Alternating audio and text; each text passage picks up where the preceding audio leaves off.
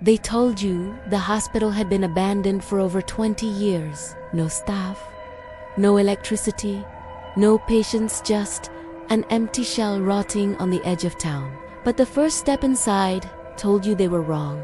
The air wasn't still the way abandoned places feel. It was warm, like someone had just walked through. The halls smelled faintly of disinfectant, old but unmistakable. And somewhere deep inside the building, you heard its soft footsteps, steady and slow, too precise to be an animal.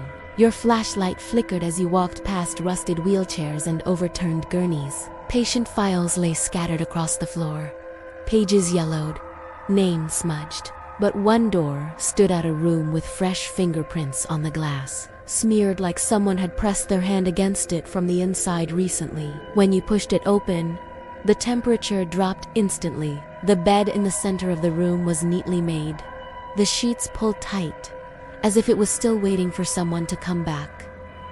Then you heard breathing, not yours.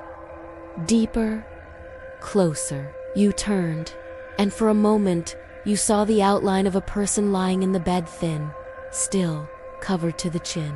But when your light hit the mattress again, it was empty. You backed away, heart racing, but a soft voice echoed down the hall. "Nurse, I'm cold." You froze. It sounded weak, human, but the hospital had no power, no staff, no living patients. The voice called again, this time from a different room. You approached slowly, and suddenly every door around you slammed shut at once.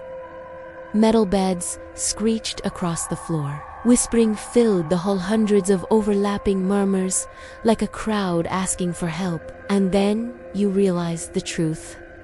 The hospital wasn't abandoned.